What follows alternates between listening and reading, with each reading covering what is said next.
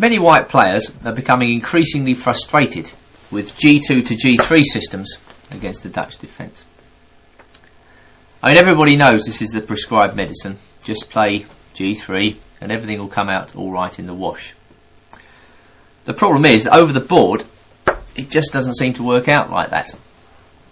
So lots and lots of white players have turned to the anti-Dutch systems we're going to examine on this video. Maybe white will play knight c3, that's an aggressive move. Maybe bishop g5, that's another method. Could be the Staunton gambit to e4. Anyway, I'm going to show you antidotes against each of these and more, and we'll find that black can fight successfully against them all. Moreover, invariably in an interesting way. The 2 knight c3 variation of the anti-Dutch is at first sight very threatening. Now, as most Dutch players know, it's undesirable to allow white a free hand in the centre with e2 to e4, because obviously that's going to open up black's king side with no advantage to black at all. So the first point of knight c3 is that it threatens the move e2 to e4, and black should try and stop this. He usually does so by playing knight f6, and this is the natural move which I'm going to recommend on this video. Now obviously white could play e4, and that would transpose to the Staunton gambit, which we'll examine later on this video. But the main line of 2 knight c3 in this position is bishop to g5. In this position I'm recommending that black establish a firm foothold in the centre with the move 3d5. And now we can see that black has frustrated the first part of white's plan. White finds it very difficult now to get in the move e2 to e4. The main line continues with bishop takes f6, and clearly black should recapture with the e pawn. E takes f6. White plays e3. Black plays c6. And now we reach the starting position for the main line of the 2 knight c3 variation. I think we need to look at this position a bit more closely. Now, in order to do this, I'd like, if I may, to take all the pieces off the board, just leaving the pawns, and discuss the pawn structure, because that is very relevant to this variation. Well, here we see the position with just one white knight on the board, and I think we can immediately see the major disadvantage of the knight c3 variation from white's point of view. Namely, the knight on c3 blocks the c pawn. Now, against this particular pawn formation, white would probably rather have the knight on another square, maybe even back at b1, because that would facilitate the very important advance c2 to c4. And this is one break that white finds it difficult to achieve in the knight c3 variation, and thus it's a gain for black that white can't do this. Now, if I just replace the pieces as they were, we now have to wonder just how white is going to attack the black position. Now, there are several pawn breaks that he can try and achieve in this position. The first of these is the natural f3 and e4. Now, white can do this, he can try to do this, but it's rarely good, because what generally happens is, you've seen that white's given up the 2 bishops at an early stage. Black will probably post his bishops like this, and yeah, okay, white can go through with e4, but as soon as he does so, we get a sequence something like this, and as you can see, suddenly the position opens up for the black bishops, and this generally tends to favour the black player. Now, there are other ways in which white can try to get the move e3 to e4 in, and they involve getting rid of black's pawn on f5 by playing h3 and then g4. Actually, this is probably the most dangerous pawn break that black has to face in this particular variation. Let me just put some pieces on the board to show you what the effect of this move g4 might be in favourable circumstances for white. Now, white can arrange his pieces thus. in this particular variation. Let's just imagine the other pieces on the board, but the relevant thing is that white's bishop on d3 and the queen on f3 are attacking the pawn on f5, and this more or less forces black to play the move g6. Well, okay, let's say white were to play, we'll give white a couple more moves, and now it's obviously very unfavourable for black to avoid a capture on g4, so probably black will capture on g4. And now we see that two things have happened in the position. The first thing is that the h-file has become open. Maybe white can use the h-file for his rook to attack, in particular, of course, the pawn on h7. And secondly, it's much more easy now for white to play the move e4, which probably brings those three pieces in the centre into the game. So this is a dangerous plan, and black's got to be on his guard to frustrate it. As we'll see from the analysis in the games later, he can do this effectively. Now, going back to this particular type of position, white has another pawn lever available on black's position, and that is h4 to h5. And this is also very dangerous for black.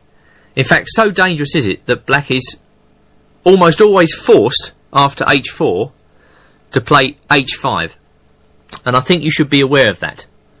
But the net effect of h5, despite the fact that black's kingside has been weakened, is that white can no longer get the g4 move in, and it's increasingly likely that he won't be able to play the move e4 either. So we'll see later on that this h2 h4 plan is not the greatest for white, although lots of grandmasters and masters have played it. So having seen all that, I think it becomes a little easier to understand this position, this particular position, now that we've seen the types of pawn break that white is aiming for.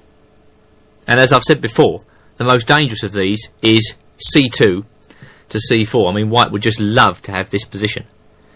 Just to extend the discussion a little further, if white were to achieve this position, then black gets into trouble. And a typical sequence might be just pawn takes pawn, pawn takes pawn. And this type of position can occur in the Trompowsky, and as we'll see, in unfavourable lines of the 2 bishop g5 variation, the d pawn is very weak. In fact, black's position is almost bust here, and white builds up methodically, very easily, and black just loses a pawn. This is definitely the type of thing that black is trying to avoid.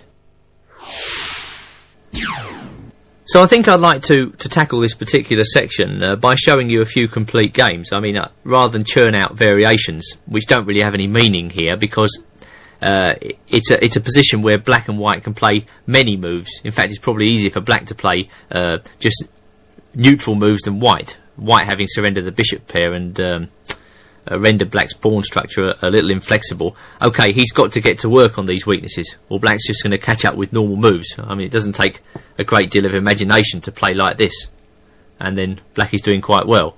Maybe he can continue like this, and the game goes on. But it doesn't require any thinking at all to play like that for black. So white's got to be very precise in the way he develops his initiative here. So we'll kick off with the game Jan Smakel, a grandmaster from what was previously Czechoslovakia, versus an international master from Norway, Arne Zweig. And this is an old game, played in 1969, but it does illustrate perfectly the potential of black's position. Now, most white players in this position will play bishop to d3, and that is certainly the best square for the bishop. It's the square that gives white most prospects, and in particular it gangs up on the weakness on f5. And now I think the best move for black, the one I'm going to recommend to you, is bishop to e6. Now that might look like a very poor square for the bishop, and it also seems as though black is just teeing himself up for this type of thing, when the bishop looks frankly very bad on e6. But I don't think the bishop is going to remain on e6 for long, and often we see black just comfortably defending his pawn, dropping the bishop away defensively to f7, and then white may find, as the game continues, that a black knight could perhaps come back to c7 and maybe come into e6. You may find the bishop coming to d6. And all the time, white's wondering, you know, how am I going to put further pressure on black's position? OK, he can build up to here, but then what does he do next? Whereas black has comfortable building moves. I mean, he can gradually build up to the move c5. And while he's doing this, what is white doing in reply? So I think black is looking to gradually assume the initiative in this line. So in Schmeichel versus Weig, white played queen f3 in this position. Again, absolutely main line. This is quite normal for white to play the queen to f3. And black played g6. And now the Grandmaster thought he saw a weakness in black's position, and he went straight for it with the move h4. And I can just see a lot of your opponents doing that. Now, as I mentioned in the introduction, it seems very attractive for white. It seems as though everything's going very smoothly, because white's going to play h5 and then blow black away on the king side. But I think black's next move probably surprised the Grandmaster, because black played h5. And this is a very good move. Now, the reason it's a very good move is that black immediately puts paid to any of white's pawn breaks. And white's got to do a lot more preparation before he can think about detonating the centre with moves like e4. And quite often, as we'll see, the Grandmaster gets it wrong. Quite often white's going to get it wrong. Your opponents are going to get it wrong here. Already I think black has a good position. Schmeichel continued queen to e2. Now I think he did this for two reasons. Firstly, he wants to develop his knight, maybe to f3, although that's unlikely. He certainly wants to go through with the move f3 and then e4. My main question would be to white in this position, where are you going to put your king? And Schmeichel doesn't really find an adequate answer as the game continues. Bishop d6 was played, the most natural move on the board, and white castled on the queen side. So obviously Schmeichel feels he can get away with this move. But Zweig played b5. And now, well, it becomes imperative for white to detonate the centre, or we're going to find that black gets a very strong attack on the queen side. So white played f3. That's his plan, he's going through with it. b4 was played, very strong move, driving white's knight to the edge of the board. Knight went to a4. Black played knight d7. And so white went through with the move e4. And this is the first critical position of the game, really.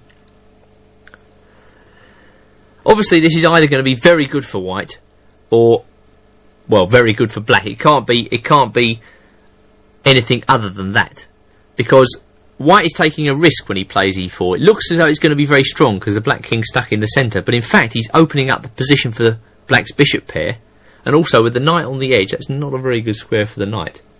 So as I say, it's either going to be very good or very bad. And black's accurate play in the subsequent course of this game shows that in fact it's not very good at all. So I played f takes e4, which opens up the bishop on e6. F takes e4, and bishop went to g4. This forces knight to f3. And now black simply castled. A very strong move indeed. Well, my guess is that Schmeichel thought that this move was completely unplayable in view of black's hanging pawn on g6. And he probably played e takes d5 here very happily. But after c takes d5, it turns out that if white takes on g6 with the bishop, bishop takes g6, amazingly, I think he's going to lose a piece. For instance, what happens after bishop f4 check? King b1, naturally. And then f5. How does that bishop on g6 get out? Isn't it imprisoned on g6? Well, I don't think Schmeichel could find a very good answer to that question. And in fact, I think black's going to round up that bishop, either with queen to f6, or maybe rook to f6, or maybe king to g7.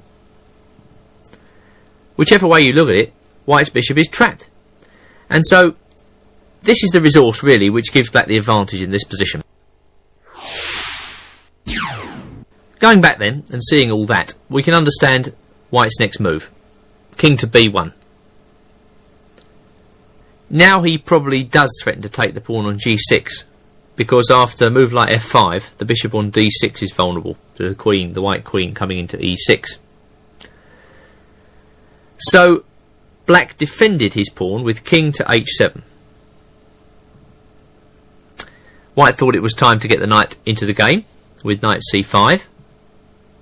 If he didn't, then presumably black could just continue with queen to a5, for instance, and then choose where to put his rooks. He could play his rook on a8 to the e file. That looks pretty good. Or to the c file. With an ongoing advantage. Two bishops in open position. White's king on the queen side is actually quite weak. So a plan like that is very attractive for black. Therefore white plays knight c5. He wants to get his knight off the rim. Knight takes c5. D takes c5. Bishop takes c5. Well, I think in terms of opening analysis we can cut it here and simply say that black has a very good position. So that was really a failure for white with the h2 h4 plan, and that's one lever in the position which black shouldn't really be afraid of. But I need to show you one more thing before we leave the h4 plan for good. We return to the position now where white's just played h4. You'll recall white's played h4, and now the recommended move for black was h5, clamping down on white's pawn levers in the position.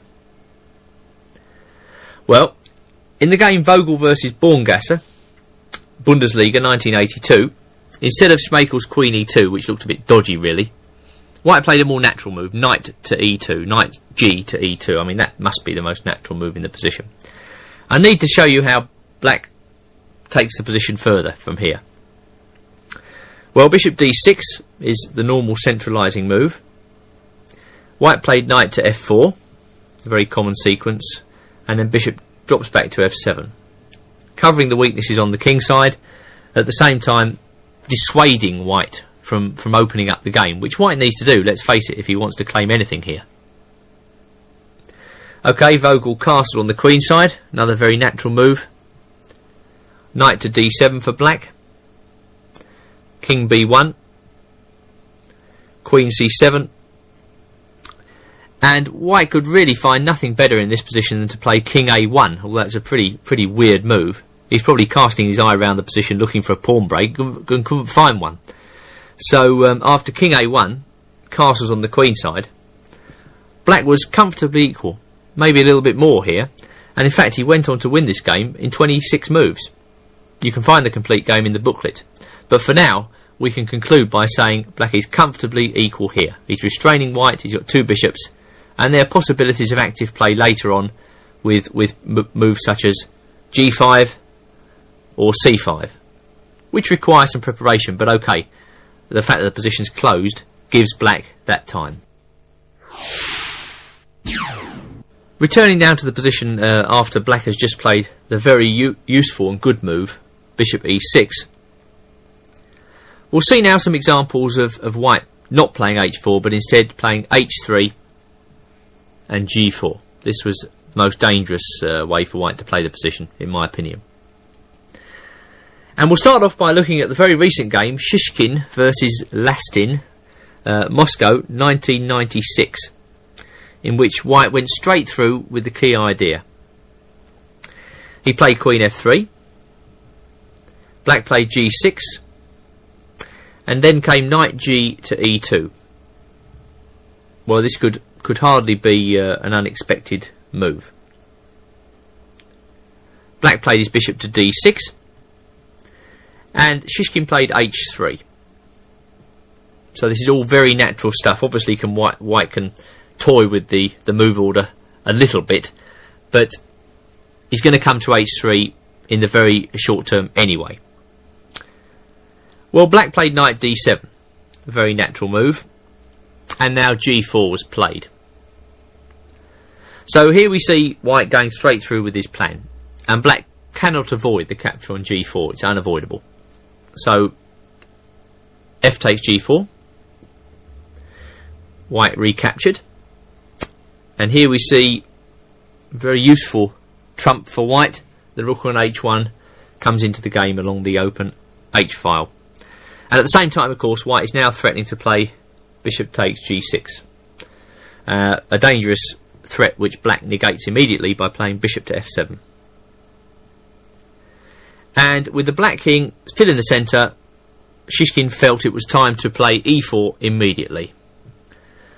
So I would say this is more or less the maximum white can get from this variation if he plays the plan with h3. I mean, white hasn't wasted any time at all. He's gone straight through with it. But black copes with white's ideas very comfortably. He kicks off with d takes e4. Now white actually played bishop takes e4 in this position, but I guess most players would play a more natural move here, which is knight takes e4. But this is a position where the natural move, I don't think, is best. And it's very strange why this should be the case, because knight takes e4, what could be more natural? Hitting black's bishop, gaining some time, or so it seems. But I think in this position, simply queen a5 check is a good move. This clears the way for castling on the queen side. Let's say white plays c3, I mean he's got nothing better. And then just bishop e7. And this is a very strange position, because it seems as though white has superiority in the centre. He's got the open h-file. It seems as though he should be better. But white's major headache in this position is the fact that he hasn't really got a very safe home for the king on e1. And that's his major headache here. Because, okay, the blacks, look at the black bishops here. They're lying back on the ropes. They're just waiting for a bit of action. And black only needs to castle on the queen side. Then he can get to work on white's position. And that's more or less what black is going to do.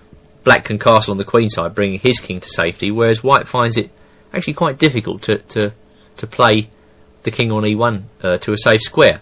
I mean, maybe he can just run his king with king f1 to g2, but even here, and that costs time, even here black can look to break white open with moves like f5, and then the white king can find itself in the hot seat. So I'll just give you one small line here to illustrate the possibilities. Let's say white were to play queen g3 in this position, hoping to create something of the d6 square. Well, now I think black just castles on the queen side. And it turns out that knight d6 check is a mistake. After bishop takes d6, queen takes d6, knight e5, with a winning game for black. So this position is a little bit deceptive. I mean, it looks as though white's better, but personally I think black is better here. Black has the edge. Two bishops, safe king, possibilities of opening up the game. This leads to an edge for black. Probably why white didn't take with a knight. So back at the game, white played bishop takes e4. Black played queen b6. And both sides castled on the queen side.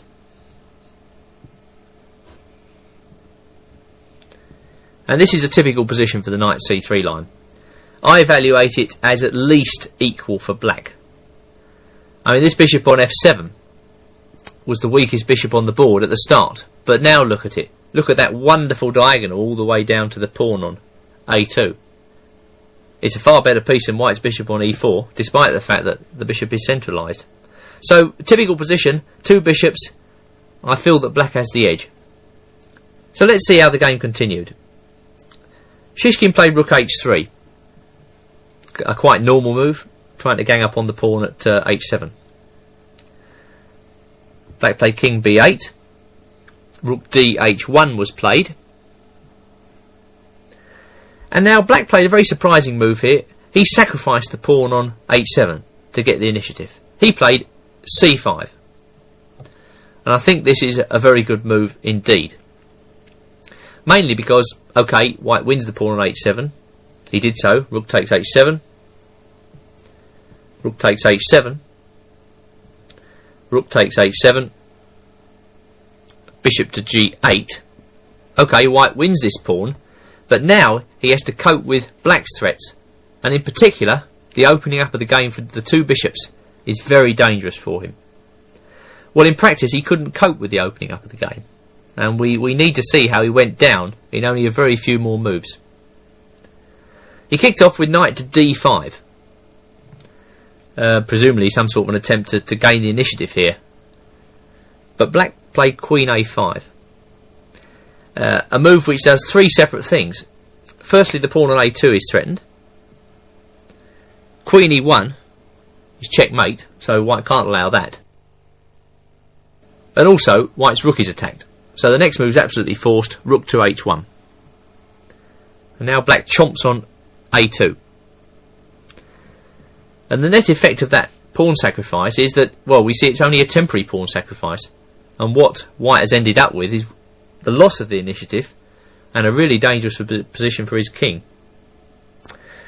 Okay, let's see the continuation. Knight takes f6 was played. And black plays c takes d4. Another very good move.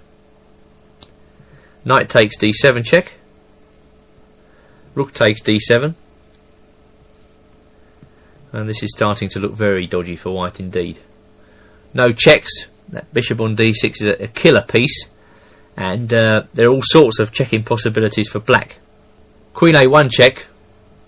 And maybe bishop b4 afterwards are just two of the moves that white had to cope with. And so really this is a very difficult position now. White tried c3 in order to give the king a bolt hole after queen a1 check, king c2. But after queen a4 check, king b1, rook f7, this is an interesting move, pushing the queen away. Queen went to g2, rook went to e7, knight takes d4, black played bishop a2 check. With two lines, if king to c1, then bishop f4 is actually checkmate. That was the point of playing the rook to f7, to decoy the white queen away from the protection of the f4 square.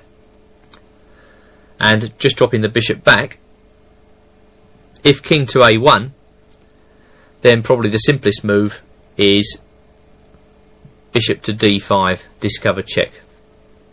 End of game. So that was a very interesting display by black. I mean, he let white do his stuff, but the position, when opened up, didn't really turn out very well for white, did it? The two bishops had their say in the end. Well, before we leave this line, I'll just show you a snippet from another game, another interesting game in this line. A game between two international masters, one of whom is now a grandmaster. That's Luc Winants from Belgium, Belgium's strongest player, a very ingenious attacking player, and a Turk called Yilmaz, a veteran player, a very strong international master, very ingenious too. And this game was played in the European Team Championship, Haifa, Israel, 1989. Well, returning to what I hope for you will be a familiar position, where white's just played queen f3, and black plays g6. In the game Winants versus Yilmaz, white played h3 in place of the knight e2 that we saw in the last game. And, well, black could just simply develop with bishop d6 and knight d7, as we saw last time. But Yilmaz played h5, which is quite an interesting move. That's a very challenging move, because if that works, then the idea with h3 can't be any good. Well, probably Winants couldn't believe his eyes. I mean, here he is threatening g4, and, you know, the opening of the h-file and all that stuff, and then suddenly black invites him to open up the h-file. And this is a very interesting idea. Let's see what happened. White played g4, and another very surprising idea by black. He played h takes g4, h takes g4, and now f takes g4, allowing white the possibility of capturing on g6. I suppose it all hinges on the fact that the white queen is attacked. Bishop takes g6 check was played, of course. I mean, white has to do this. King went to d7. And white's queen went to g2. So okay, this seems quite normal. Black took on h1, and white recaptured with the queen.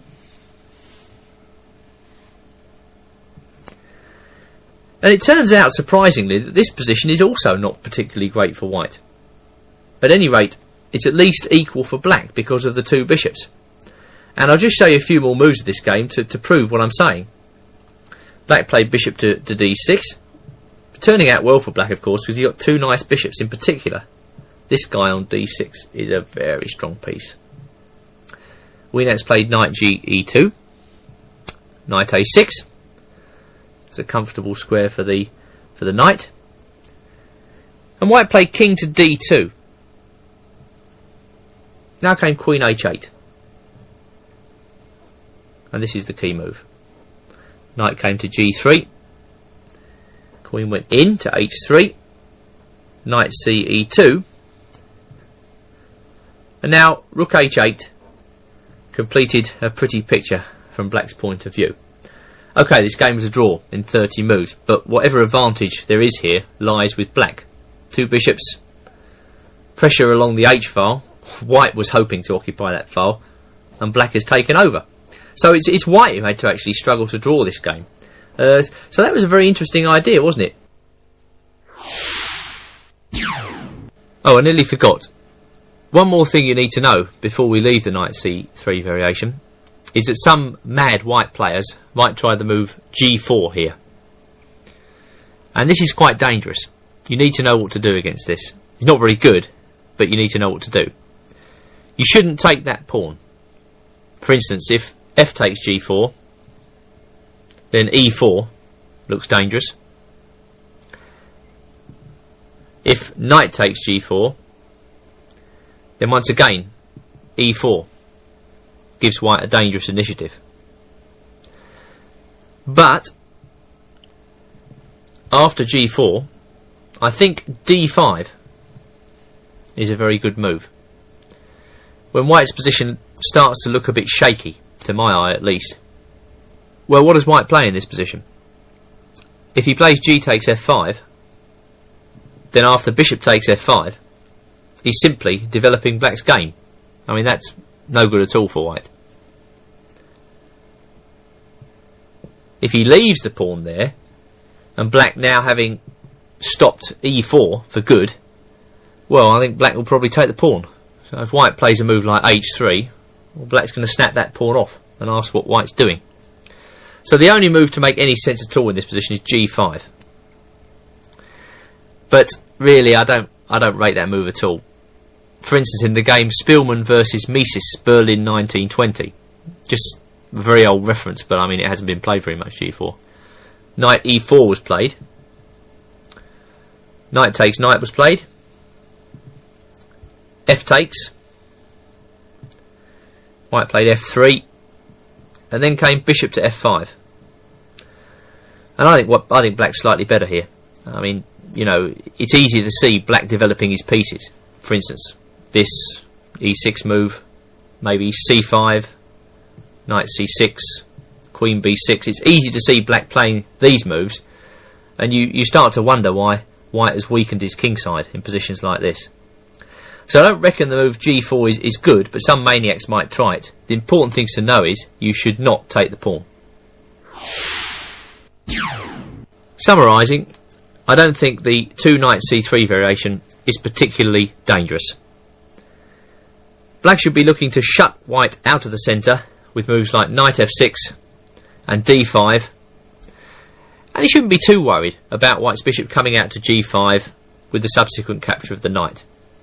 Okay, white lames black's pawn structure, but black gets the two bishops and a nice active game. If black knows how to defend himself against white's pawn levers, then he gets a good position. I think you can face this line as black with confidence.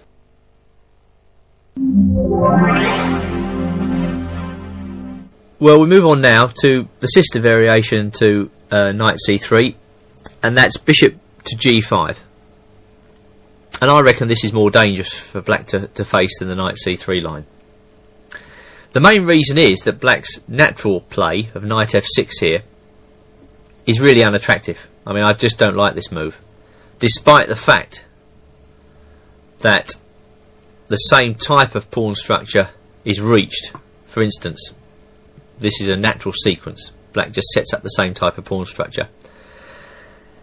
It's not quite the same, because as we saw last time, c4 is the move here which gives white a clear advantage, in my opinion. It's a very unattractive position for black, this. He's on a bound to take on c4 here, and after bishop takes c4, well, you can all see black's kingside is horribly weak. That diagonal g8 through b3, I wouldn't like to play the black position here. So for that reason, I don't recommend knight f6 early against bishop g5. So I've listed an advantage of bishop g5. What are the disadvantages? Well, the main disadvantage from white's point of view is that quite often the bishop becomes a target for advancing black pawns. But black has to time the move h6 correctly, in my opinion. It can be played straight away here, but I don't reckon it leads to the type of position which most ordinary players will feel comfortable with. I mean, not many players like weakening their kingside that early in the game. And I'm going to recommend a cagey, little-known move here, which is in fact rather good. And that move is c6. Now, this is a move which has transpositional qualities. For instance, if white were now to play knight c3, threatening to blast black away with e4, then d5, e3, knight f6 transposes to a line we've already examined, and one which was comfortable for black. So that transposition shouldn't really worry black at all. That's the type of thing he's looking for. And there are other advantages to the move c6 as well. For instance, the queen, black's queen on d8, can now come into the game. Often, she comes out to b6, putting irritating pressure on the white pawn at b2. And then the question is posed to white: shall he sacrifice the pawn or not? This is the type of question that can trouble many a player over the board. But having stated that, what is black's overall plan in this position? Well, I would say it's to try and get the move e7 to e5 in as quickly as possible. That might seem unlikely, but let me show you a fragment of the game Cibalo versus Kovacevic, Yugoslavia 1984, to show you that it's not quite as unlikely as it seems. For instance, if white were to play c4 here, which is one of the main line moves, then queen comes out to b6, attacking the pawn on b2, queen d2, d6, knight c3. Now black plays h6, bishop dropped back to e3. If the bishop had gone to h4, then I think black can play g5, winning a piece. The same applies to bishop f4. g5 wins a piece again. So bishop e3, knight f6, and now Cibalo mentions the move f3, queen c7, bishop f2, e5, and black achieves the move e5. Just taking this line on a little further, let's say black had e3 to face here. Well, g6 is a good move. And Cibalo gives the following line: bishop to d3, bishop g7, knight ge2, and both sides castle. What I like particularly about this plan for black is that it leads to a Leningrad Dutch type of position, the sort of thing we were examining on video 1, with attacking chances for black in the centre and on the king side. This is the type of thing black's aiming for in the c6 line. Back now to the position after 2c6, and white has several moves that need to be examined. The first of these is the natural move e3. I mean, a lot of your opponents are going to just play a move like this. It's the most natural move on the board, doesn't present too many problems to black, but on the other hand, it makes development very easy for white.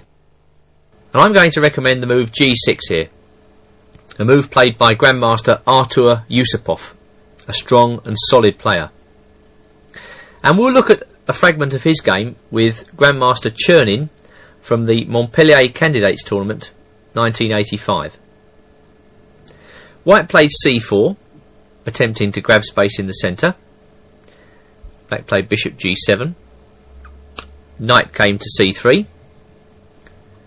Black played d6. And white continued his policy of natural development with bishop to d3. Now came the key idea. Black moves his queen from d8, facilitating the advance e7 to e5. Now in the game, Yusupov played queen to a5. Fair enough, pinning the knight. I'm not sure there was anything particularly wrong with queen to c7 either. Both of these moves intend a quick e5. And this will give black his fair share of the game. Well, in Chernin Yusupov, after queen a5, white played knight e2. I think you'll agree that these are the most natural moves on the board. Again, black could play e5 immediately, but he preferred to play knight to d7. One more preparatory move. White castled, and now black went straight through with his plan, e7 to e5. And this is the main idea of the line. It's a move with which black obtains good chances. We'll carry on with Chernin Yusupov. D takes e5 was played. Black captured with the pawn. And white played a3, hoping to knock the black queen away with b2 to b4. And now black played h6. Don't forget what I said at the start, the timing of this move is important. Sometimes it will just be a weakening move, sometimes it's useful. Here it's useful, it drives the bishop back to h4 and gives black the possibility of playing g5 at some point. Not now, of course, but maybe later on. It's something for white to worry about. Yusupov played knight g to f6, and after b4, queen c7, f3, castles. Black has obviously got a very comfortable position. Just to show you how the middle game maps out from here, white played e4. He's obviously afraid of the dynamism of black's pawns. For instance, if we put the pawn back on e3, white's always got to reckon with the move e4 in this position, opening up the diagonal for the bishop on g7, and that would activate the black game. So, properly timed of course. So he decided to cut that move out altogether. But still, f4 was played. Very Leningradish, this particular variation. c5 by white. And Yusupov played king to h8. A safety move, preventing any cheapos on the white squares, a2 through g8. Bishop c4 was played. And black played b5. Bishop went back to b3. Rook d8. Queen went to c2. And black showed that his position wasn't just one-sided, only playing on the king side, by playing a5. Bishop went to f2. Black played knight f8.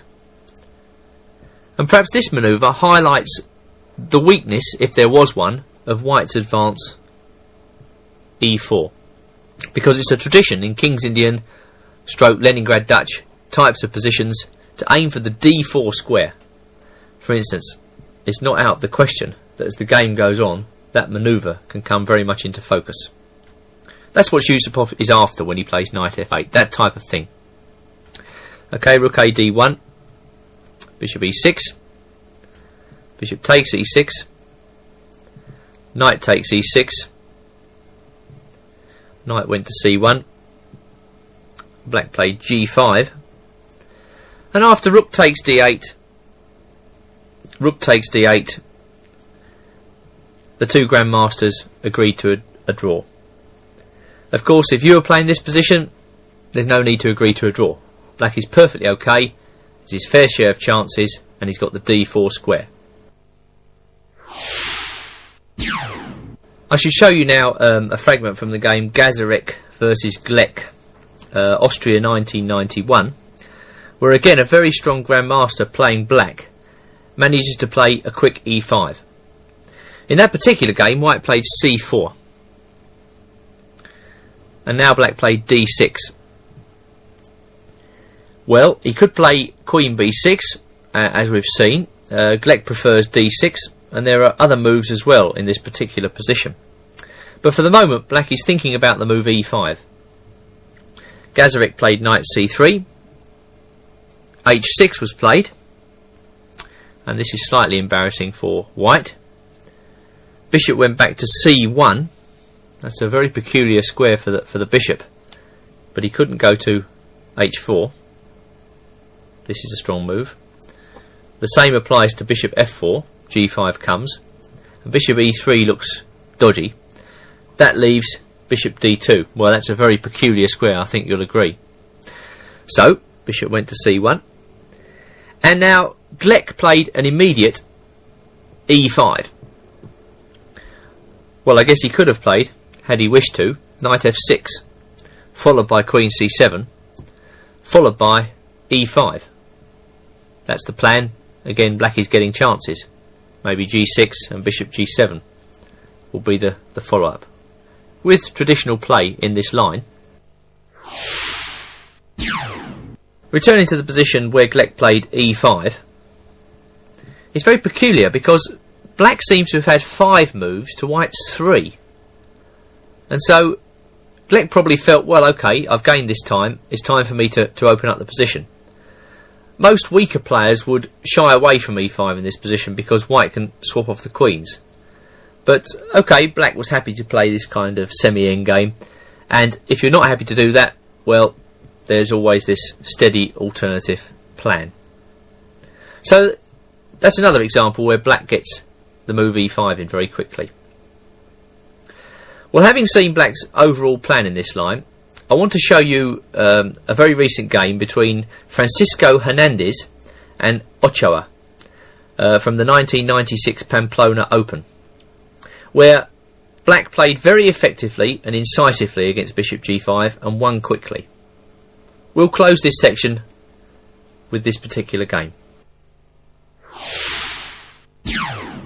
White played e3, and black started the process of preparing the move e7 to e5 with queen to b6. And that's a useful start because it sets white's thinking. Do I allow black to take that pawn or not? Well, probably an attacking player would actually allow queen takes b2, maybe with knight d2. I mean, that's as good a way as any of sacrificing the pawn. And then black's got to decide, shall I take the pawn or shall I just plough through with the normal idea of d6 and e5?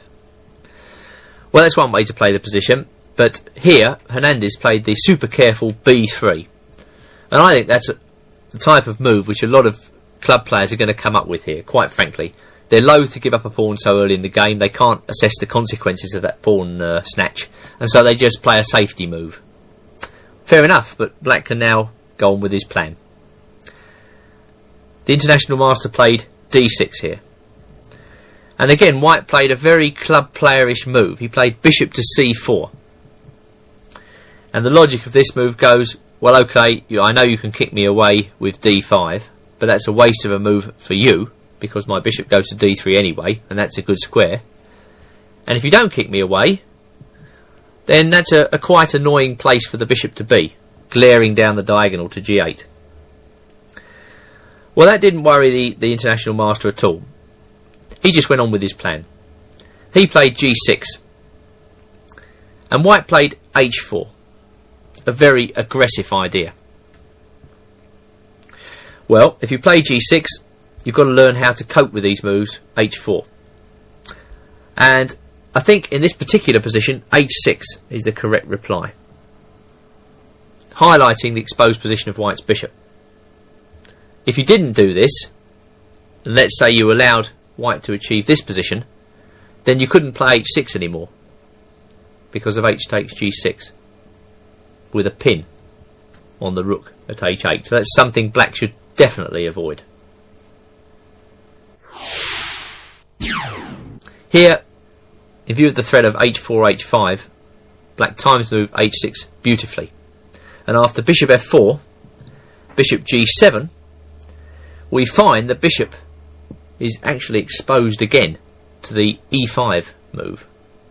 And by these means, black is gaining time. Please note that black's not afraid of bishop takes g8. Rook takes g8, and what does white gain by this? White's in no position to attack anything. Black is ahead in development, and white's still got to worry about the move e5. And as the game goes on, he'll certainly have to worry about this guy coming into the game, because he hasn't got an opponent anymore. So, after bishop f4, bishop g7, white played queen to f3. And black wasn't afraid. He went straight through with e5. D takes e5. D takes e5. And white went bishop to h2. Well, this bishop h2 move is a kind of cheapo idea, because it looks as though e4 wins on the spot here for black. But in fact, after queen g3, bishop takes rook, queen takes g6 check, it's actually white who is putting the pressure on black.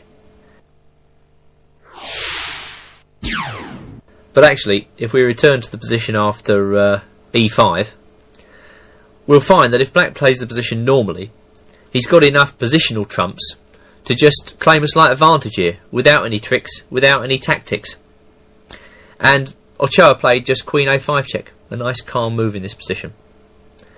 And the idea was that when white played c3, black wanted to play b5 to try and unseat white's bishop from the diagonal c4 to g8.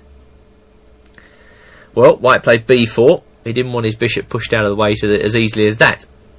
And black played queen back to b6. Bishop went to b3.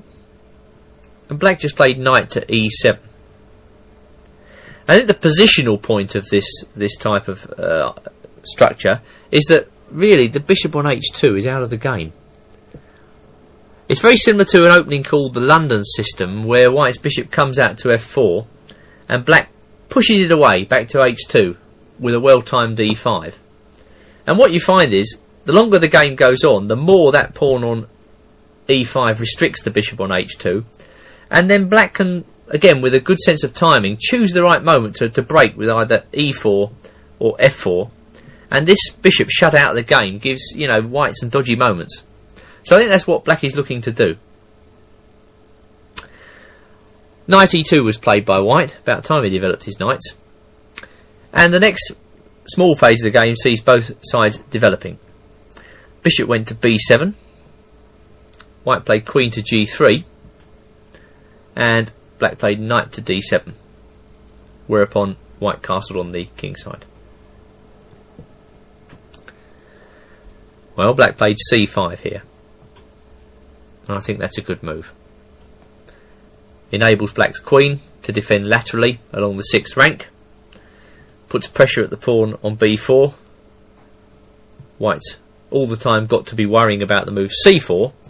And in particular, and I think this is the major point, it brings this bishop into the game. And look at that wonderful diagonal for the bishop now, zooming down to the pawn at g2.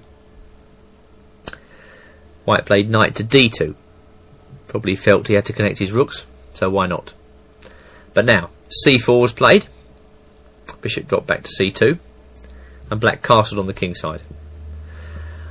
Now I think we can say that black has a clear advantage. For no other reason other than white's pieces are placed most awkwardly. I mean, it's very difficult to see how white is going to get his rooks into the game. and you really feel uncomfortable about the position of the queen on g3, the bishop on h2, and the fact that the knight on e2 has no squares, it's much easier to see build-up moves for black in this position. And so it turned out in the game. The pressure was a bit too much for Hernandez. He tried to lash out instead of defending patiently with e4, and this didn't turn out too well at all. For instance, f4. Well, now you can see the bishop on h2 is just a spectator. Queen went to h3. Knight went to f6. And you wouldn't believe the game is about to finish. But when White looked at this position, he probably thought to himself, well, what's happening here? How do I defend against this move? And so it was. Bishop c8 is an incredibly strong move in this position. I don't think it can be stopped. White tried the miserable g4, and after bishop c8, resigned. Looking at it slightly more closely, we see that by playing g4, White's not only weakened his king, okay, he's created a square for the queen at g2, but then after bishop takes g4, he's not only lost a key pawn, but his knights, look at his knights, they're in disgusting positions, and black just threatens all sorts of mayhem on the king side. White had enough of this position. Overall, I find 2c6 a very respectable reply to bishop g5. Remember the overall plan, that is, to move black's queen somewhere, maybe to c7, b6 or a5, and then to prepare the move e5, and you should obtain a respectable position full of winning chances.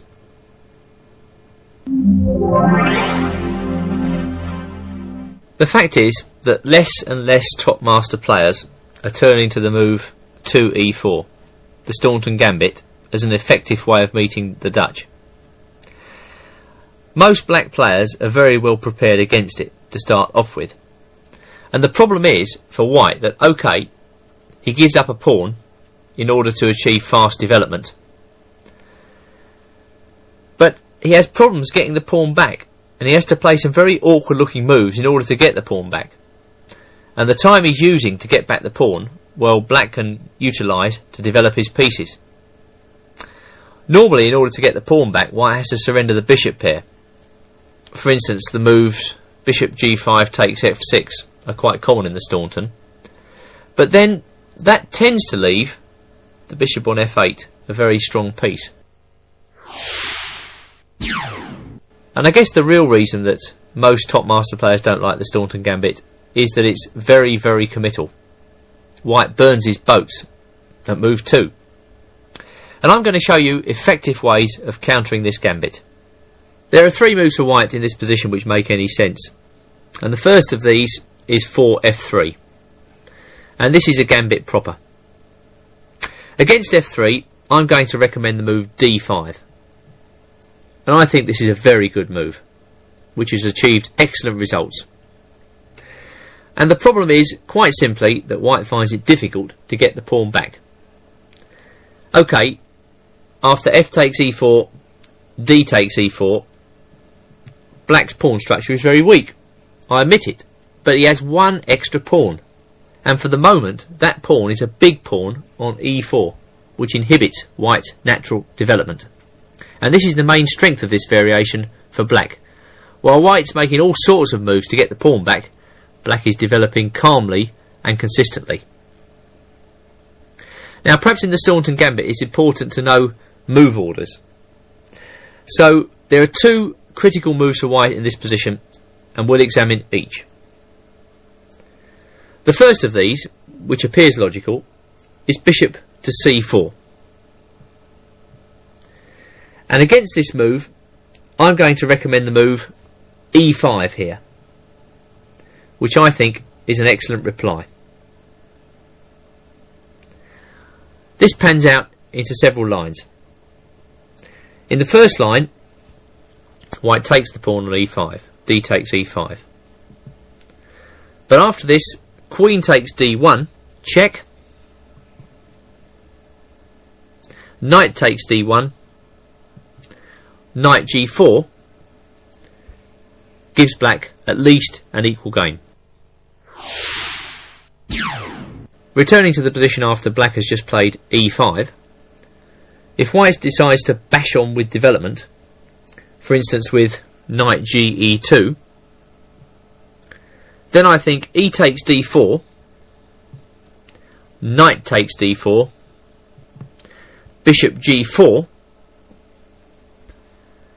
leaves black a pawn up without any problems. A further move for black could be simply bishop to c5 with pressure. Probably white's best after e5 is bishop to g5,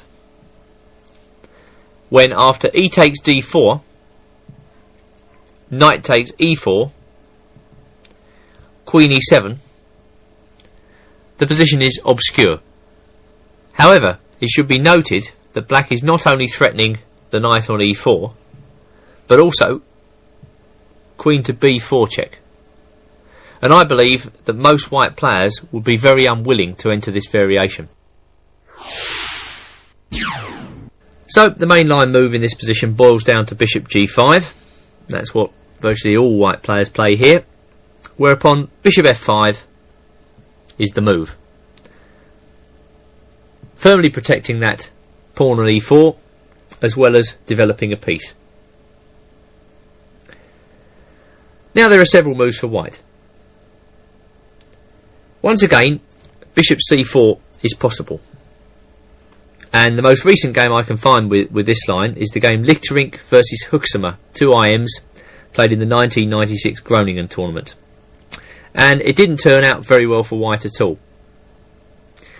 Black played knight c6, and this is a move which basically says, well, your pawn at d4 is just as weak as my pawn at e4, and furthermore my pawn at e4 is extra, so you have still to win it back, whereas I can attack your pawn. Lichterink played knight e2, black played e6, white castled, and now black played the uncompromising move knight to a5, which was a novelty in this position.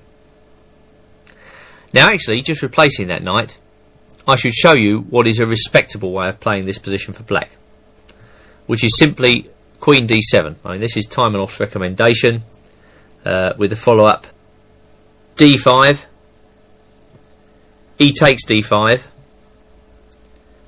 knight takes d5, castles on the queen side, knight takes f6, bishop c5 check, king h1, queen takes d1, rook a takes d1, rook takes d1, rook takes d1, g takes f6, bishop takes f6, rook f8. Basically that is the safe way to play the position. I mean, this is a fine position for black. He's probably slightly better due to the passed pawn on e4. So that's a safe way to handle it. But I think if you really want to win the game at all costs, you come back to Huxamer's move.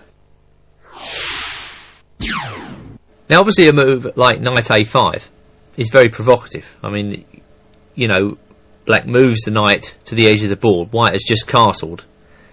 He's inviting white to put the boot in, and Lichterink was duly tempted. But it must be said that it will be a very important game for black if he manages to exchange the knight for the bishop on c4. I mean, that bishop controlling all the light squares is a very important white piece. If it were to leave the board, then it'd be much easier for black to kind of consolidate e4 and organise pressure against d4. So Lichterink made a token attempt to preserve the bishop with bishop b5 check, c6, bishop a4, but black was not to be denied. He played b5 here, and this was really like holding a red rag out to a bull, and Lichterink went for glorious complications which unfortunately don't work. He'd be much better off just playing bishop b3. Okay, black snaps the bishop off, knight takes, a takes, and then just bishop e7 by black, presumably. followed by castles, when black is slightly better, I think. That would be the rational way to play the position. However, and this is perfectly understandable, Lichtenstein probably felt that he had enough at this stage. I mean, black is just toying with white if he can get away with this. And he tried to put the boot in. He played bishop takes f6 to kick off with. G takes f6, and then rook takes f5. E takes f5, knight g3. And the idea of this is clearly to give a vicious check on h5. But Huxamer was up to the task. He played h5. The game careered on. Knight takes f5, b takes a4, knight takes e4. And black played queen c7. Very calm move this actually, retaining control. The knight's protected and black threatens simply to whisk his king away to safety. So white has to bash on.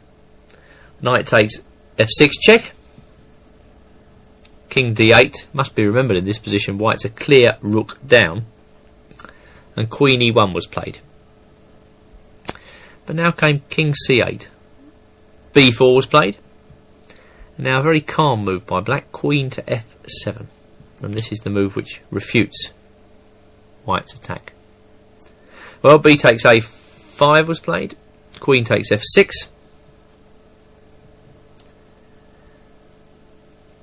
And the finish was swift. Queen e8 check. King c7. Queen takes a8. Bishop c5. Not a move that white would have missed, of course, because no iron worth his salt can miss this move. But on the other hand, what could white have done about it? Absolutely nothing. So the attack simply didn't work. Probably knight a5 is a good move. Difficult to say. But at the very least, you've got two good choices in this particular line. You could play knight a5, or you can play in Taimanov style with queen d7. Back now to the position after bishop f5. Black's just played bishop f5 here. And now clearly the most logical move for white is knight ge2. I mean, that seems perfectly sensible. Knight's coming to g3, hitting the bishop, hitting the pawn on e4. So black's got to be on the ball to meet this plan. And we're going to see a snippet of the game Gulko versus Mikhail Gurevich, USSR Championship 1985. One of those rare games from a top tournament where white essays the Staunton Gambit. e6 was played. Knight g3 was played. And Gurevich just played the calm bishop e7. And now there's no real joy for white in simply snapping on f6, because he finds that, okay, e4 is hanging, but d4 is hanging too, and this is the point of the line. You know, it's difficult for white to get back his pawn because he finds his own pawns are weak. So this is why white doesn't take on f6 in this particular position. Gulko played queen d2 and black played h6. Another calm move, very sensible, solid move. Bishop went back to e3. And now knight bd7. Well, in this position, I think black is simply a pawn up. Black is clearly better. And we'll just take play on a few more moves to show why. Bishop e2 was played by white. Black played knight b6. White castled on the queen side. And now Gurevich played queen d7, which is strong, threatens castles on the queen side. But maybe even better here is Robert Bellin's suggestion of bishop g6, to be followed by queen d7, and then black can choose where he wants to castle. Castles on the king side is not silly in this position, but you should watch out for the sacrifice on h6. You can castle on the king side if you wish. Castles on the queen side is also a sensible option. At any rate, it's not the type of position which white should enter voluntarily with any hope of winning the game. As far as I can see, the pawn on e4 is still extra. The final attempt after bishop f5 to rely simply on development is queen to d2. And now I'll just show you a few moves from the game Arbakov versus Glezhirov, USSR 1984, where black was able to consolidate simply. He played normal moves. e6, white played h3, maybe hoping to get g4 in. Okay, black wasn't worried by that at all, seizing on the weakness at g3 straight away with bishop to d6. White castled on the queen side. Black played h6, always a useful move here. Bishop takes f6. Queen takes f6. Bishop c4. Knight c6. Knight ge2. And now castles on the queen side. Once again, black is a pawn up. Not only that, he's got the two bishops.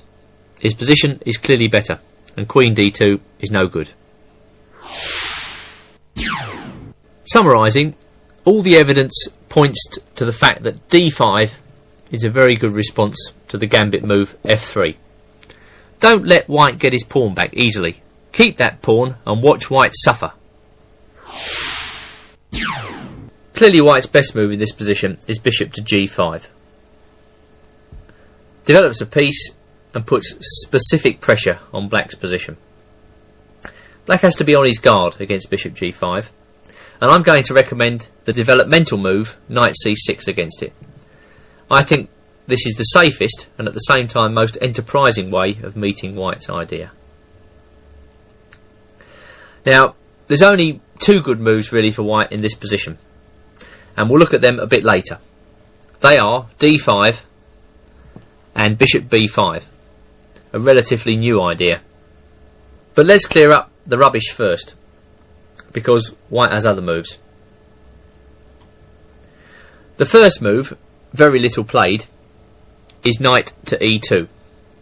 Against this, black can play Silman and Christensen's recommendation, g6, followed by bishop g7 and castles. This is a sensible, rational way to handle the position.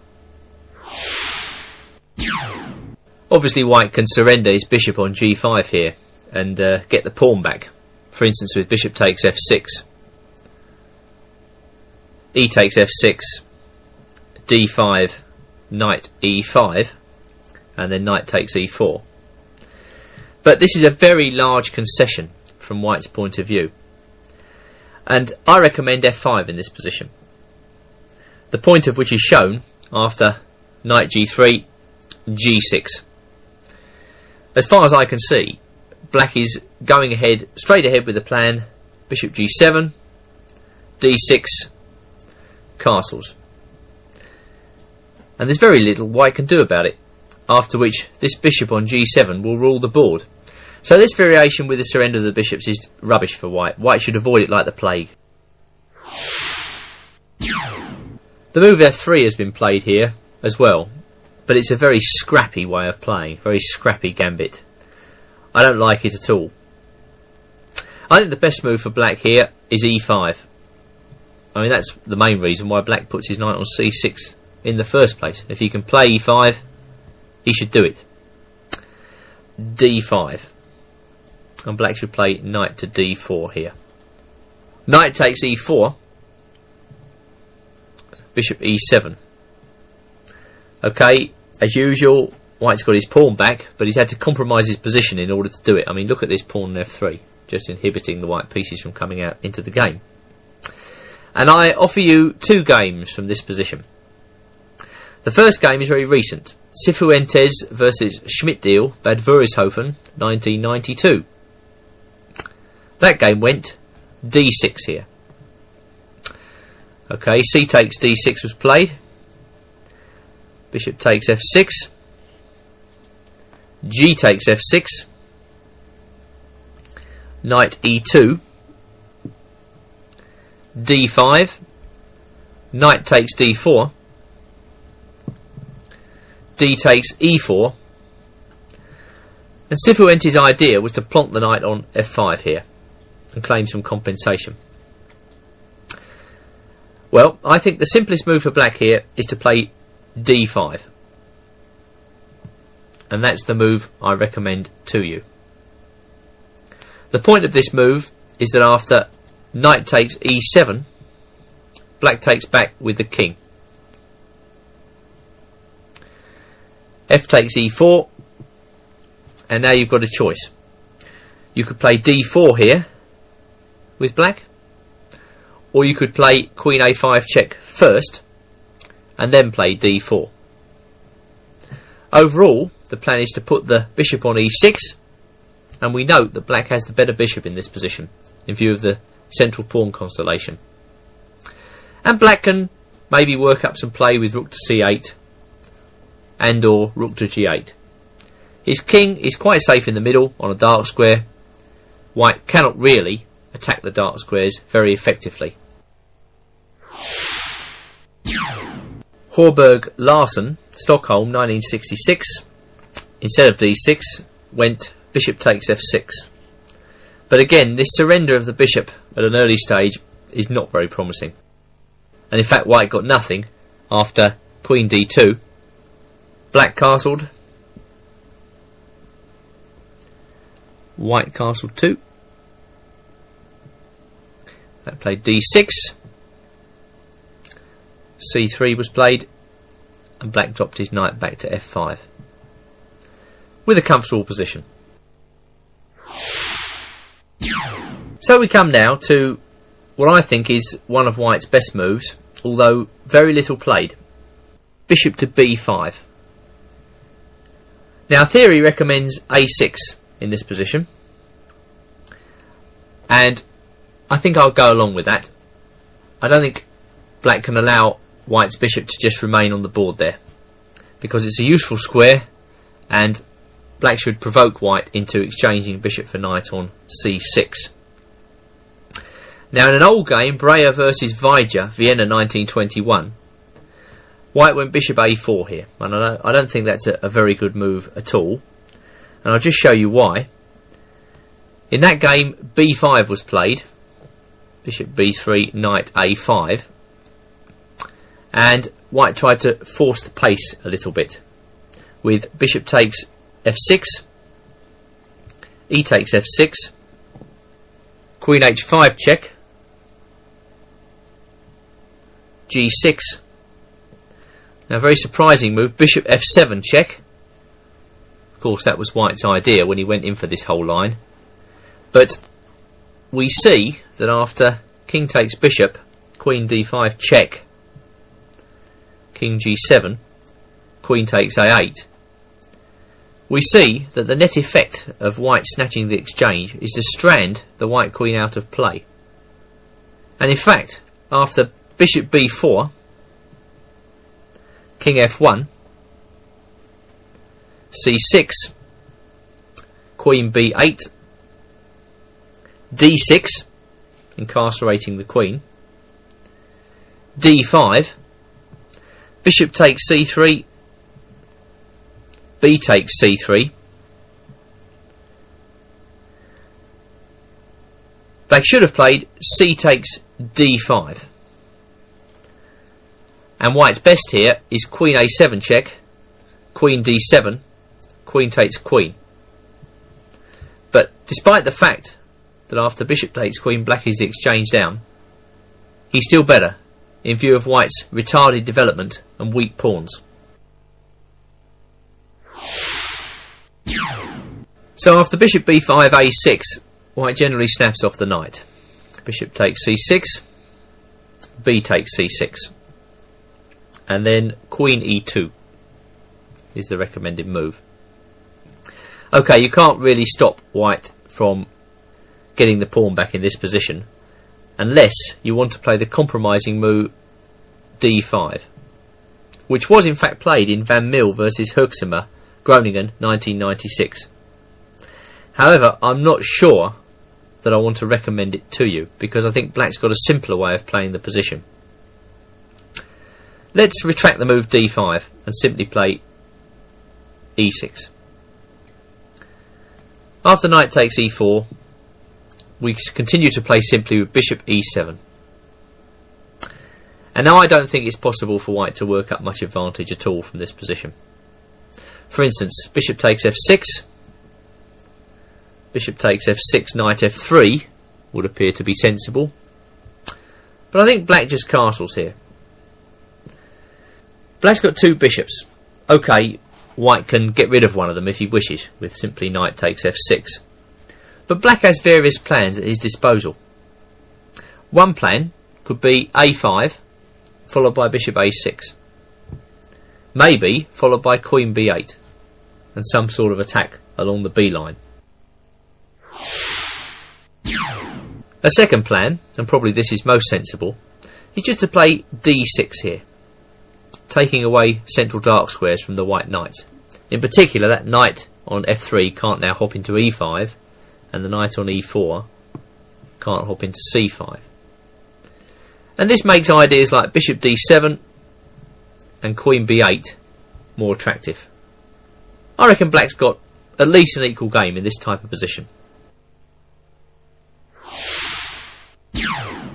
Finally then to the main line, which is d5 here. And black should play knight to e5. White generally plays queen to d4 in this position. And now knight f7 is recommended. And although black's position looks cramped, the knight on f7 is actually very well placed. For instance, a sequence like bishop takes f6, e takes f6, knight takes e4 is simply innocuous. Black plays f5, knight g3, and now we see the reason why the knight on f7 is very well placed, because black plays g6 here, which simultaneously cuts the knight on g3 out of play and threatens to bring black's bishop on f8 into the game via h6. As an illustration of that idea, we could let white castle on the queen side in this position. And now comes bishop h6 check, f4, castles, with a very good game for black. We can expect that after bishop g7, that bishop will be a very strong piece as the game continues. After knight f7, white has other moves in this position, apart from the main line h4, but they don't lead to very much. For instance, in the game Potter versus Yesech, correspondence game, 1960, white tried bishop h4. But now black should force the pace with g5, bishop g3, bishop g7. We're trying to activate our dark square bishop as quickly as possible here. White castled in the correspondence game, and black played c6. Knight takes e4, queen b6, knight takes f6 check, bishop takes f6,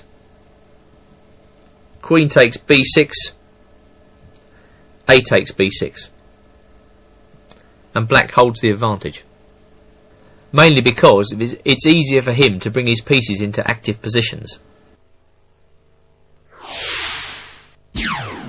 Well, white has tried the move f4 in this position, but once again the plan of shunting black's bishop onto the long diagonal to expose the advanced position of the white queen is the right one. And so g6 is the best move in this position. Bishop takes f6, e takes f6, knight takes e4. And now bishop g7, castle's queen side, castle's king side, was the continuation in Kratachochville, Kauchina, correspondence game, 1973. Well, obviously, if white allows black to play f5 here, then black's problems are over, which probably explain why he played f5 himself. But after d6, knight g3, c5, it was all coming to naught. And in fact, black chalked up this game in 24 moves. So now to the main variation of this line, which you can expect to face if your opponent comes out with bishop g5. And that is d5, knight e5, queen d4, knight f7, h4. With this uncompromising move, white just simply refuses to give ground. He's not worried if black takes on g5. That simply gives white too many trumps. The open h-file, the pressure against the knight on f6, this is completely unacceptable for black. So black must organise his play in a different way to that. I recommend the move c6 here. Not only putting pressure on white's centre, but letting the black queen into the game, giving active possibilities. And the main line continues, castles on the queen side.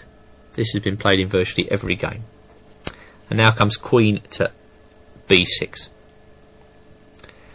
There are two moves for white in this position, but neither should give very much. In the game Yilmaz versus Norrie, Yerevan Olympiad 1996, white tried queen to d2. But after d6, king b1, bishop d7, knight h3, castles on the queen side, black had a respectable position, as can be shown from the two lines knight to f4, when knight g4 was strong. This happened in the game. Or a line where white gets his pawn back, bishop takes f6, g takes f6, knight takes e4, f5, and black will post his bishop successfully on g7. The other move for white after queen b6 is bishop takes f6.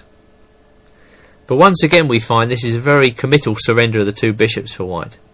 It's unfortunate for white that he has to do this in order to get his pawn back. G takes f6, queen takes e4, and then there's quite a lot of theory on this line. The main line continues queen takes f2, knight f3.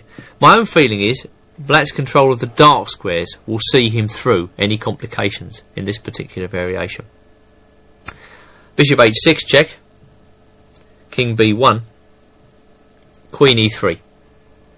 And now white has tried several squares on the fourth rank for the queen. Queen g4 has been played. Against this, I recommend queen f4, queen h5, d6.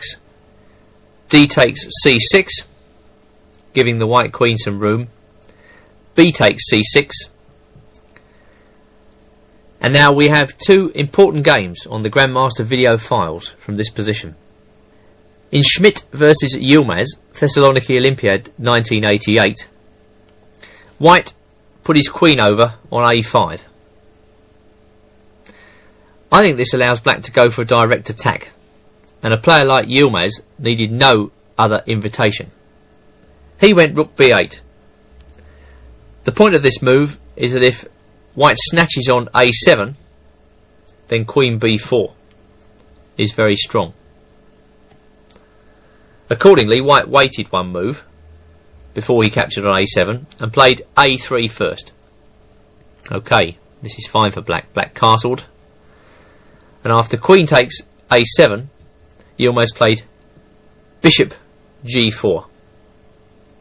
Queen went back to d4, but queen takes d4, rook takes d4, f5, produce the typical theme for this line.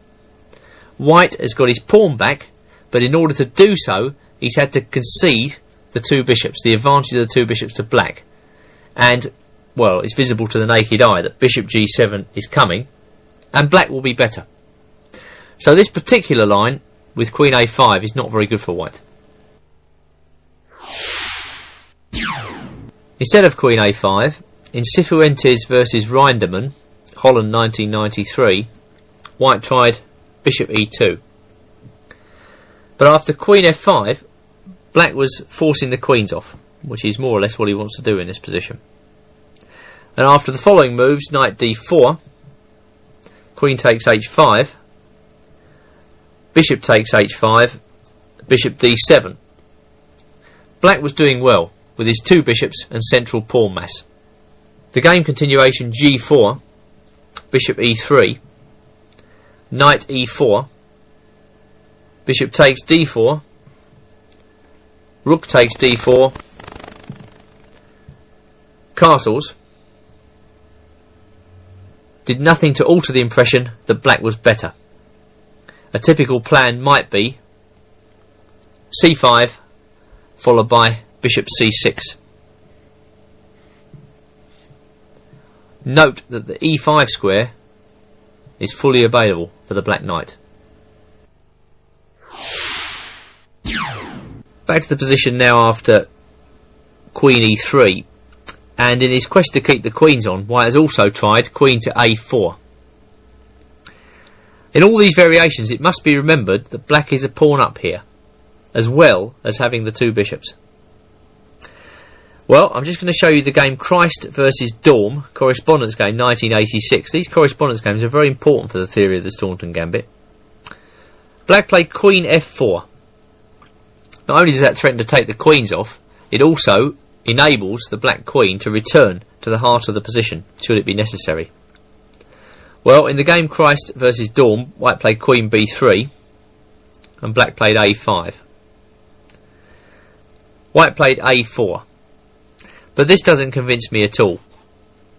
I wonder what would happen in this position if black now played queen b4. I mean, this looks like just a very good move for black as far as I can see.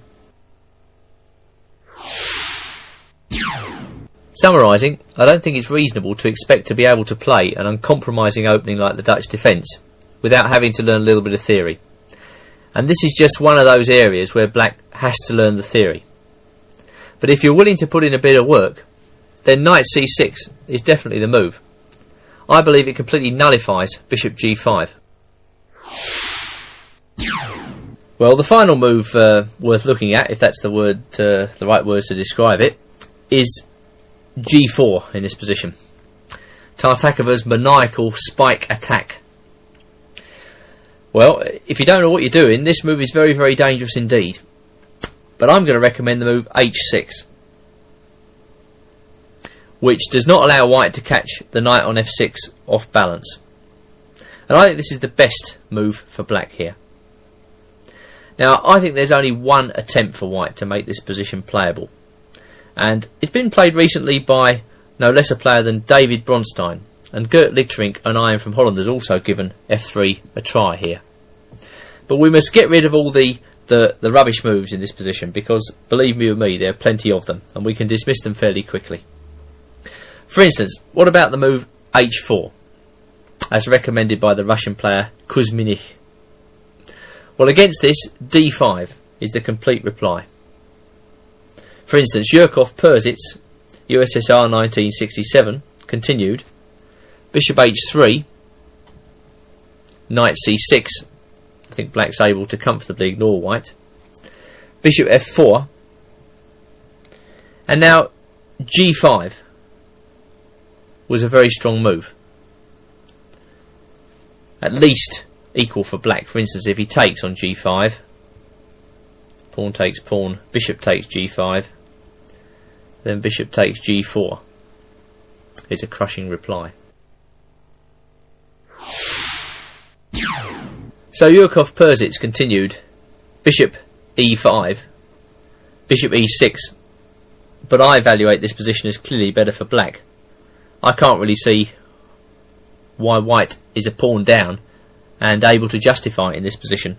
In the game, black simply continued queen d7, castles on the queen side, and had a clearly superior position. Other moves are really not convincing for white. For instance, white has tried f4 in this position, but then d5 is a simple and good reply. White has also tried the move g5, but again h takes g5, bishop takes g5, d5 again is an excellent reply. For instance, Belling gives the following line: f3. I mean, this looks like a normal move, doesn't it? Bishop f5, the key square for the bishop. Bishop g2, and now a very good move, e3. And I think this just busts White's whole line. Bishop takes e3, knight c6. Black is very, very comfortable here, if not better. So to the only critical line, which is 5f3. David Bronstein's interesting idea. Against this, I recommend d5 once again. And now Bronstein has played h3. This is his idea, just to shore up the pawn on g4 and threaten some opening up of the centre, after which he hopes to restrict Black's position, in view of the fact that this bishop hasn't really got a good square to come out to. Well, we should first look at the game Bronstein versus Mikhail Gurevich, Moscow 1987, where Black played the move knight c6. Now, I'm not saying that's a bad move, and it's the move which was played also in the recent game Lichterink versus Van Mil, Groningen 1996, a game which White went on to win. But I think instead of that, instead of knight c6, I'm going to recommend the move c5, which was played in the alternative game Bronstein versus Vladimir Melanyuk, Hastings 1995. I think this is the best move, just attacking the White centre. In Bronstein Melanyuk, White played f takes e4, d takes e4, bishop e3. But after c takes d4, queen takes d4, queen takes d4, bishop takes d4, knight c6 completed Black's task of getting a good position. We should just see a few more moves in this game. Bronstein played bishop f2. Once again, he could have taken on f6 and taken on e4. That will give Black the two bishops. But after bishop f2, Black played e6. Knight ge2 happened. Bishop b4. a3. Bishop a5. And White castled on the queen side. Now, lots of players would simply have played bishop d7 here, and maybe castled on the queen side themselves. By the way, Black can also consider castling on the king side here. But instead, Melanyuk played the combative move, knight to e5, just putting that knight on a very good central square. In the midst of all these complications, it has to be remembered that Black is still a pawn up, and this is the factor which I believe gives him the edge.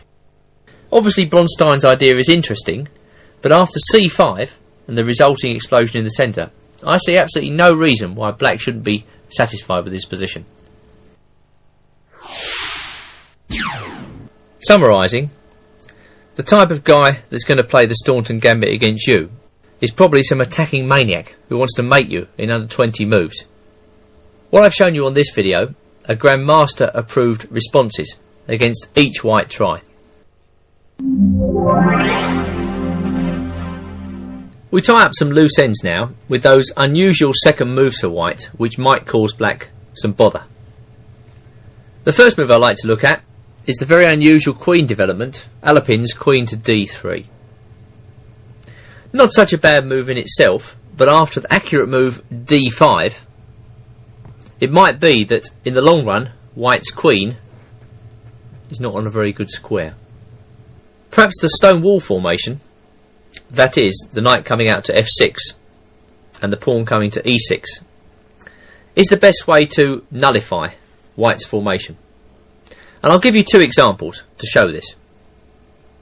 In the game Kmoch versus Alekhine, Semmering-Baden 1926, White tried the tricky move bishop f4.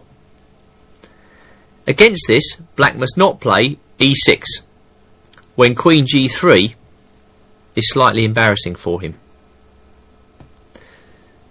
But after the correct move, knight f6, black should have no problems whatsoever. For instance, if knight f3, e6, e3, as indeed happened in the game Kmoch Alekine, then bishop d6 is a safe equaliser. Black follows up with castles, c5 and knight c6. At every stage, black is looking to plant his knight on e4. Probably the best chance for white to make sense of this position is the move 3g3, when we're more or less transposing to a regular Dutch defence, but with white's queen on a very peculiar square. We'll follow the game Gavrikov-Sarkis, Tallinn 1983 for a little while, to show you how black copes with white's idea. To start off with, he just develops sensibly in the stonewall formation. Knight f6, bishop g2. Now we set up our stonewall with e6. Gavrikov played c4, bishop d6, knight f3, castles, white castle 2, and black played c6. Now normally in the stonewall, white wouldn't put his queen on d3 that early, and in fact it's not a very good square for the queen. Gavrikov played b3, and Sarkis showed a very reasonable route to a good position. He played bishop d7. White played bishop a3, and then came bishop to e8. Bishop takes d6, queen takes d6, e3, knight b to d7, knight c3, and then the bishop comes out to h5. Another rather passive line for white is bishop to f4, as played by Polish IM Walter Sarkis in many games. Let me show you a simple way to equalise against this. Black plays knight f6, white plays e3, and then in the game Korchnoi versus Santa Roman, Las Palmas 1991, black played d6, putting the block on white's bishop on f4. Knight c3 was played, and black played c6. So in some way, this is similar to the sort of things we looked at before, particularly in the bishop g5 line. I think black is looking to prepare the move e5, and he can do this in a couple of ways. He can play his queen out to a5 and then go through with e5, or he might play his queen to c7 instead, although this is a bit more risky because the queen's on the same diagonal as the bishop at f4. So the game Korchnoi Santa Roman continued knight f3, queen went out to a5, queen d2, knight b d7, and now seeing e5 coming up, Korchnoi played knight e4, but this can't really be the type of move which gives white any advantage, and the continuation of the game proved this. Queen takes d2 check, knight e takes d2, and then came knight to e4. Knight takes e4, f takes e4, knight d2, knight f6. This is a simple way to get a good game against 2 bishop f4. Viktor Korchnoi obviously believes that the Dutch defence is good, because he's tried various irregular ideas against it. One of these ideas is 2h3, but if black's on his guard, then h3 can turn out to be little more than a waste of time. I recommend the move knight f6. This invites white to go through with his idea, which is g4, and now d5 is a good move for black, with several possibilities. For instance, if white plays knight c3 here, then c5 is a good move, as happened in the game Shodal vs Kubac 1988. In that game, white gave up a pawn, but after bishop g5, knight c6, e3, c takes d4, e takes d4, f takes g4. Black, having developed some pieces, it's now time to take the pawn. Bishop g2, g takes h3, knight takes h3, bishop g4, queen d2, e6. White doesn't really have enough for the pawn. Basically, it's a position where white wants to castle long, but he can't do that in view of the presence of the bishop on g4. And with the plan bishop b4 and queen a5 in mind, really this is not enough for a pawn. Back now to the position after d5, and white has tried g takes f5 in this position. Well, personally, I look at this position and I think to myself, well, this what has white been up to? After bishop takes f5, I mean, black has got a fantastic development, and what's that pawn doing on h3? It all depends whether white can utilise the white squares on the king side to his advantage. For instance, if he could play knight f3, h4 and bishop h3, then he can start to think about the advantage. The point is that if the white square bishops are taken off the board, then the e6 square is weak. The problem with this plan, of course, is it's very, very slow, and black's not going to stand still while white is going through with this. Perhaps the simplest way after knight f3 to play is to follow the idea of American Grandmaster Larry Christensen, who recommends knight c6 here, just simply continuing with development, and then queen d7 and castles on the queen side. Black can then look to open up the position with e5 at his convenience. It seems to me that g takes f5 is refuted by simple development. In the game Donchenko vs Chernayev, Smolensk 1991, white tried g5 in this position.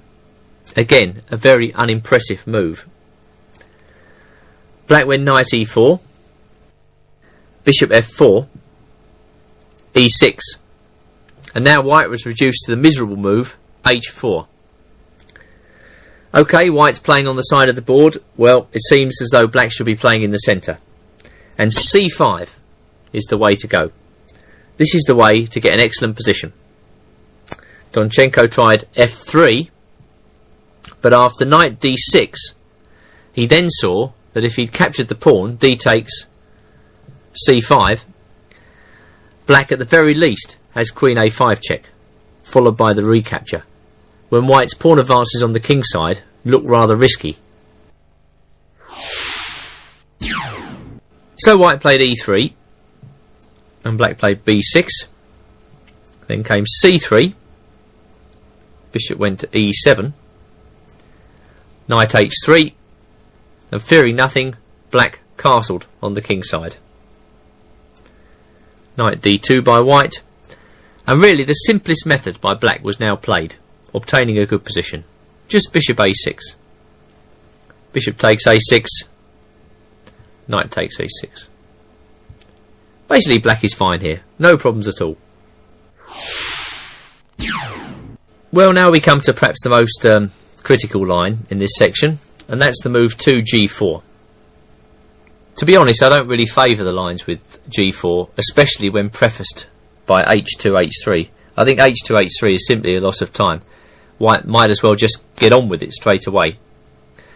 But as we'll see, this is one sacrifice that black should accept. After g4, I recommend the move f takes g4.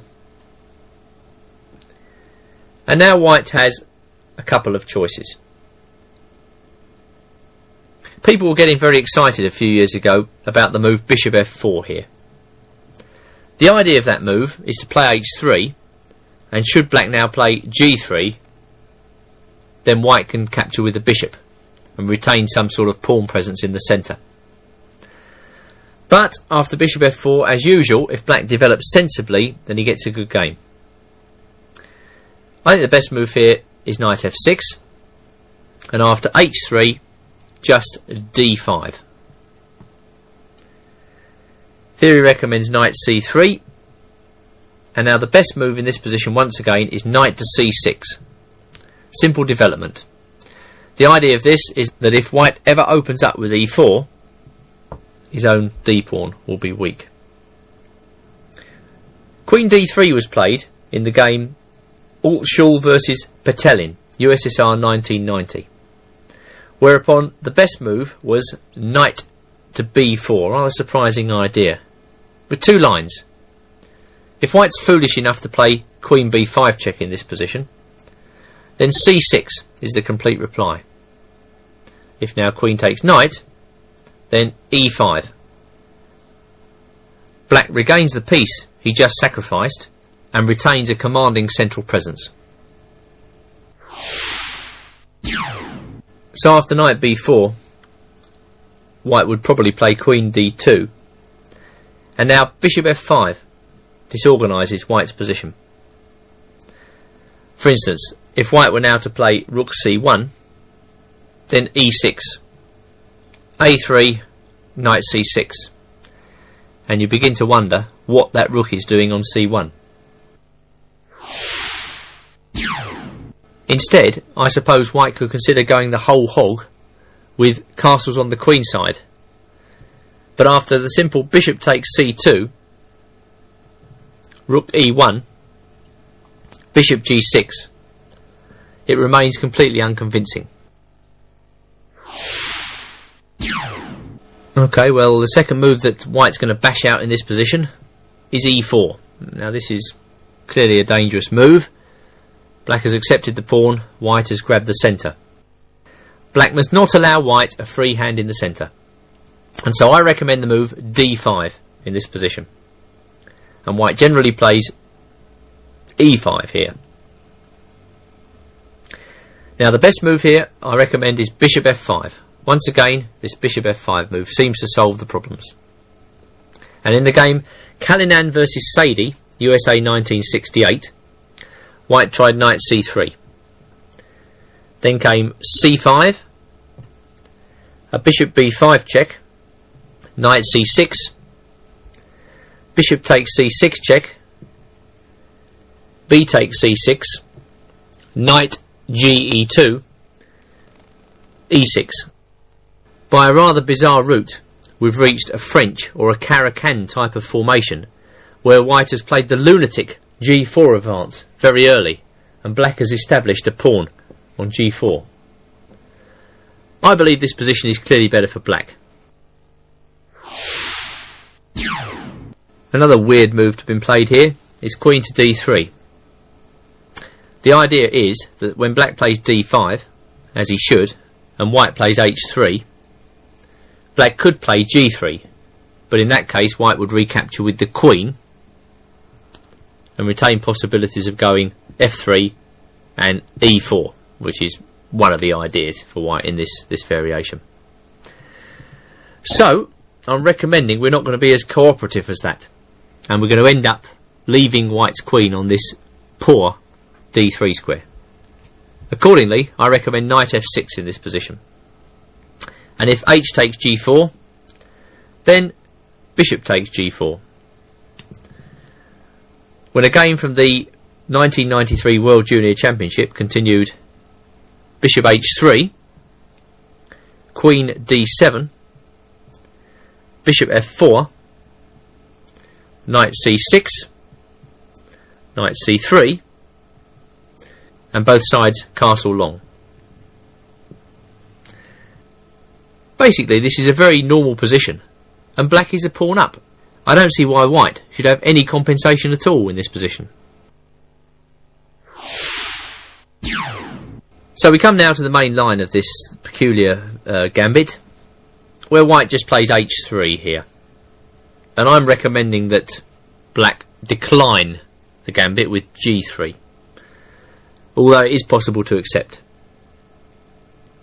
Now white has a take back with the pawn on g3. F takes g3. And we get a very peculiar position here. We're going now to follow the game Teska Christiansen, Voronezh, 1987, where black managed to obtain a good game. He played knight f6, white played knight c3, and then d5 was once again the key move, dissuading white from ever expanding in the centre with e4. White played bishop g2, and now I think the best move for black in this position is c5, just getting on with it. Teska played knight f3, knight c6, bishop went out to g5, and now black occupied the centre. C takes d4, knight takes d4, and e5.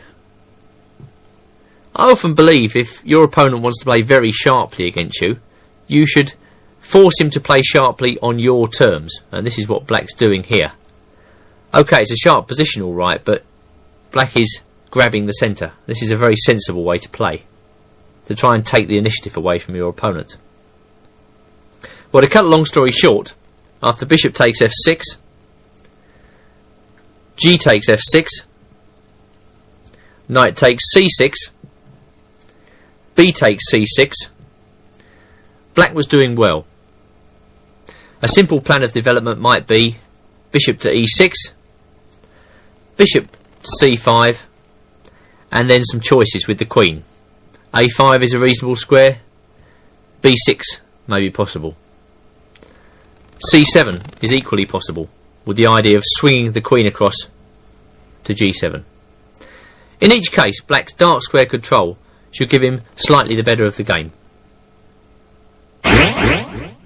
Now that you know the way to wipe out the anti-Dutch systems, you'll have your opponents running scared for the main lines, where of course you can blitz them with the Leningrad. I advise you to tread boldly with 1f5 and beam yourself up to a new level of chess enjoyment.